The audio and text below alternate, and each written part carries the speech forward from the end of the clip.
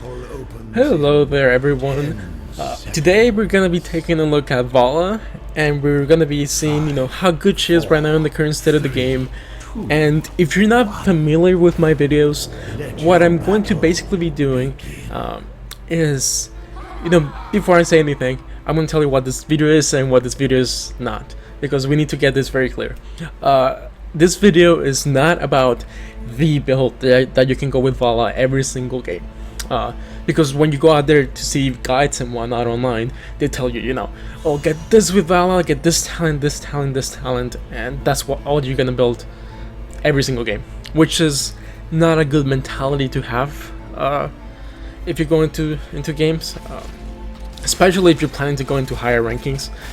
You need to have a very open mind about talents and what you can grab depending on your situation in the game.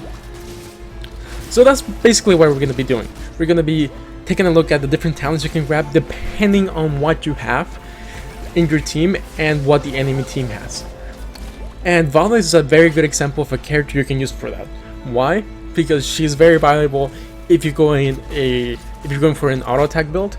She's very valuable when you're going for a caster build, even if it's a caster build for one specific spell, because she can go very different builds because of that. And you can also go hybrid builds, half auto attack, half caster. She can go very different builds.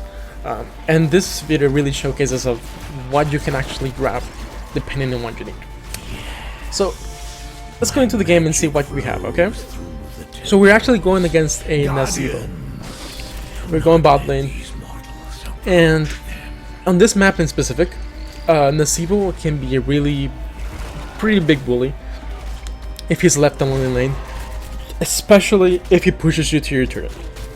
Now, why is that? Because he's able to summon those little spiders and those zombies to basically destroy your turrets, so you don't want to get him to your turrets because they're gonna get destroyed pretty fast. So talent wise, the decision was not too simple to take. First of all, I chose to go for the mana reduction on your Q, mostly because there's a couple of options. I didn't think I needed to go an auto attack based build, because what I saw is that their really only front line is Stitches. That is their front line. And Stitches is known for not being too awfully tanky. So, I mean, an auto attack build wouldn't be that great. I basically just want to deal AoE damage, so I said, you know what, I'm gonna go for the Gangrene Arrow. Now, there's also increase in range of your W, but I felt like Gangrene Arrow was the best choice here, but it's up to you what you want to choose, but this one I thought was best. I could have gone for the health back for your Q.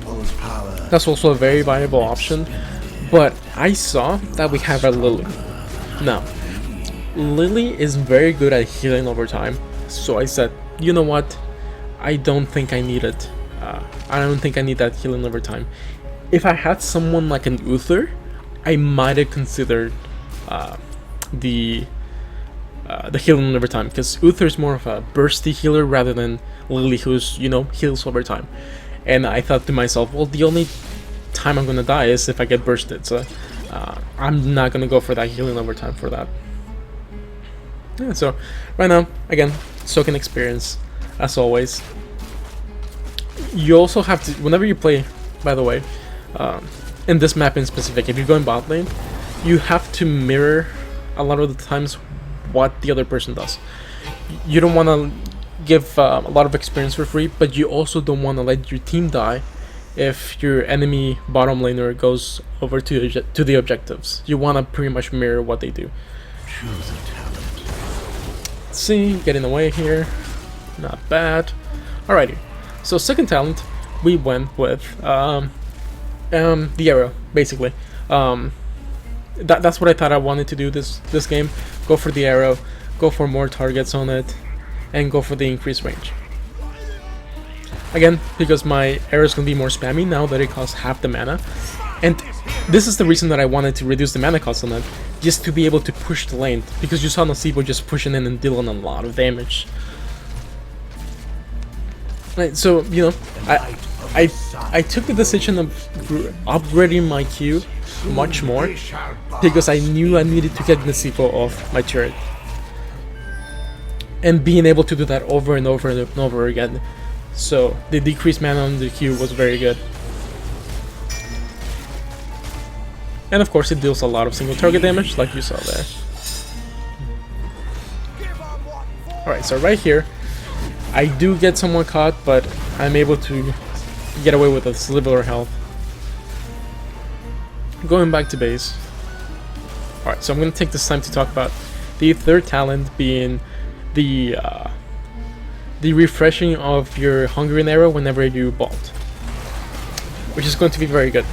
Mostly because you're able to Q once, and then if you need to get away, then you E, and then you Q again. So it's especially good if you upgraded your Q. So again, going for that again.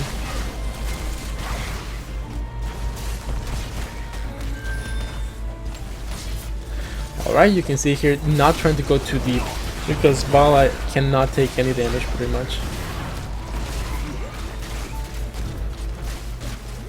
Again, that Hungering Arrow doing a lot of single target damage. I'm ready to continue. Just waiting for Lily to heal us up a little bit. Find something else to fight over. Alright, so we get that up. That's fine. That's really not a big deal. All we had to do was, you know, avoid the level 10 spike. That we're gonna do. We'll just run away. Alrighty, let's see what we grab. Alright, so for level 10, most people don't go for Random Vengeance. Focus upon this hero. Continue the hunt. Like, if you see these two ultimates, basically what it is that you see Random Vengeance is like, oh my god, it's going to be like a wombo combo spell, right? But even if you have a wombo combo team comp, Strafe is just way better because it deals so much damage. Like you'll see here. I'm going in, using my abilities first, and then using my my bolt. Not my bolt, my Strafe. Right. Okay, so you use your abilities, you use your Strafe, like you saw there, and then by the time your Strafe is over, some of your abilities will be off cooldown. That is very important for you to do. Again, that's a very good example right there. That was almost interesting. Well done. And to be honest, I really don't think Random Vengeance would have done the same in that same regard. I might be wrong, but I do my research, and I haven't found a case within my high rank games where I actually see that ability working that well. I just really do think Strafe is much stronger if you're ahead and if you're behind. So there's not much to complain there.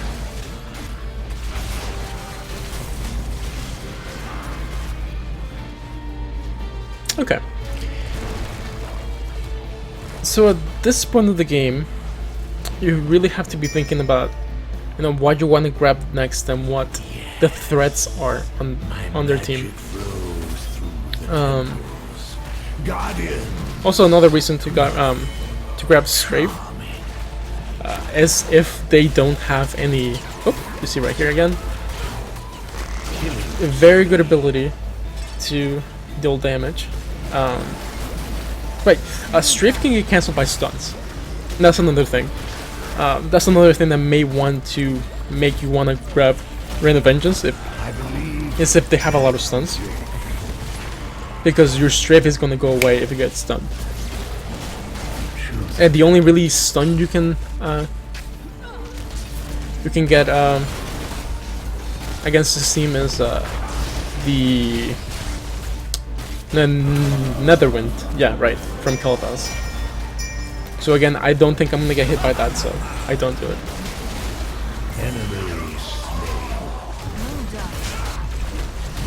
See, almost go down here. My Strafe is almost off cooldown again. It's a really short cooldown. Let's see, 60 seconds, 1 minute. Very good ability again. You're often able to use it once in the beginning and once at the end. So try not to hold it too much if you can. Sometimes it's best to hold it, but most of the times, 90% I would say, it's best to use it at the beginning of the fight, so that it could come up at the end if the fight lasts very long. Right? Let's see.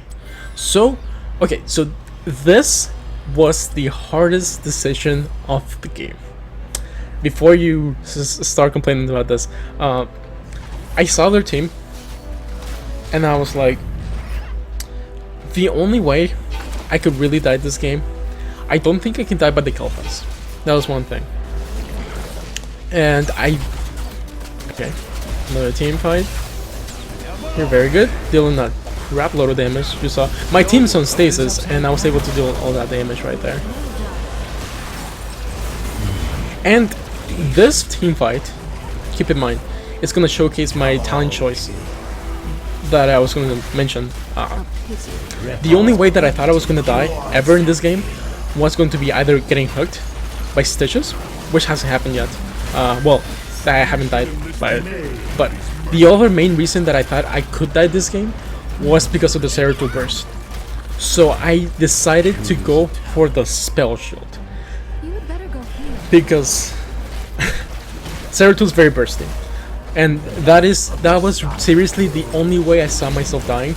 And with the spell shield, I was able to survive that team fight and deal a lot of damage to that.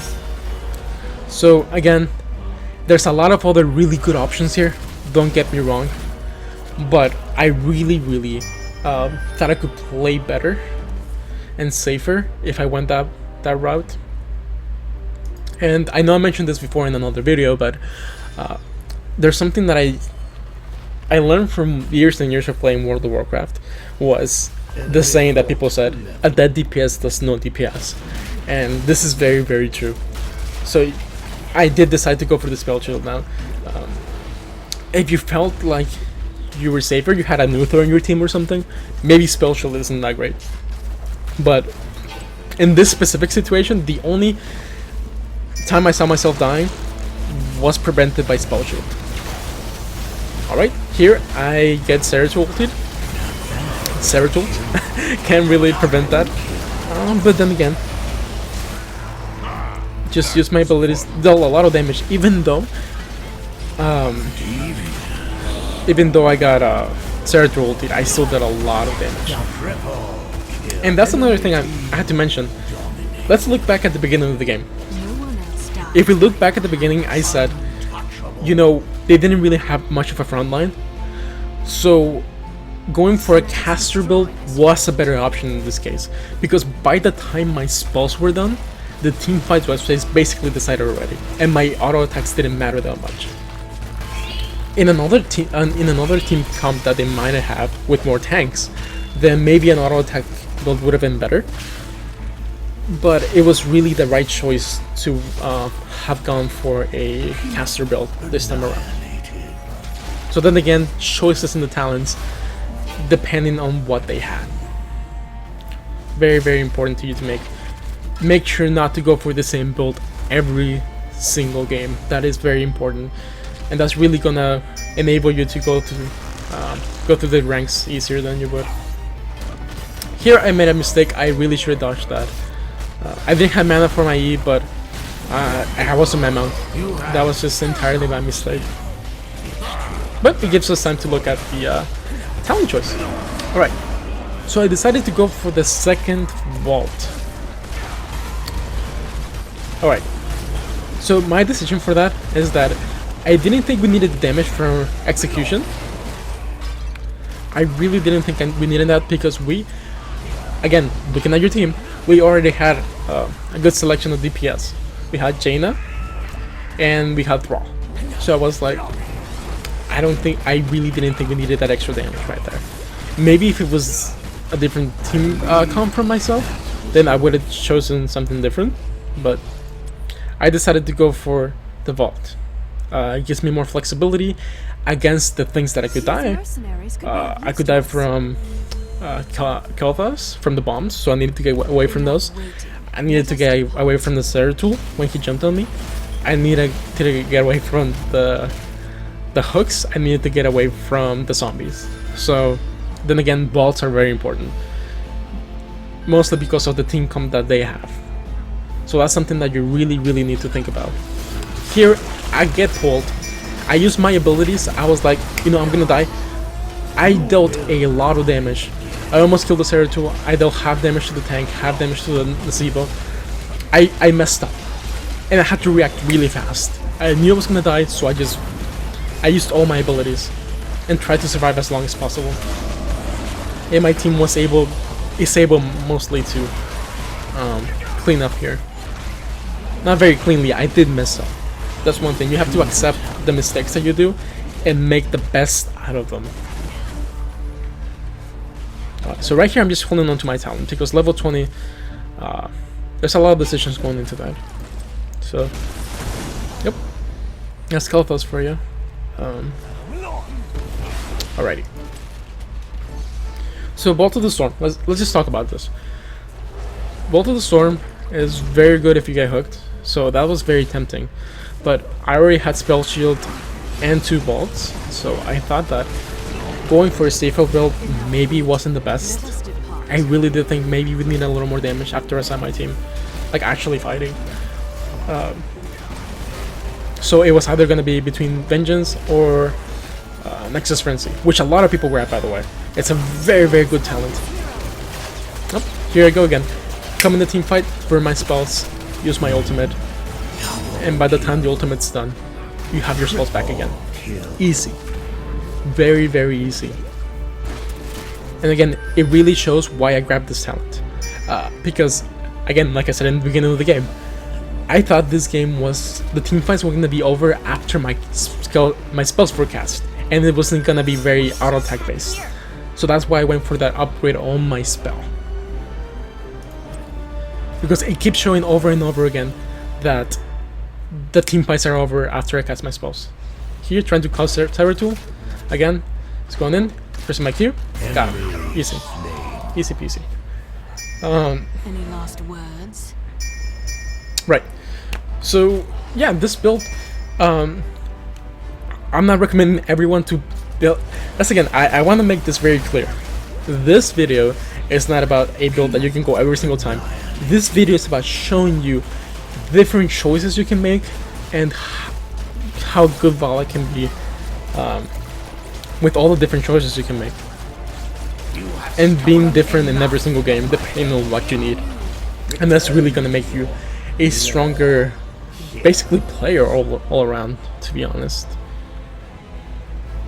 So it's a very weird choice of abilities, especially here with Spell Shield, but Spell Shield and then the Vengeance, but it was worth it, and that's all that matters, right? If it's worth it for you, then it works. If you win the game, that's all that matters, right?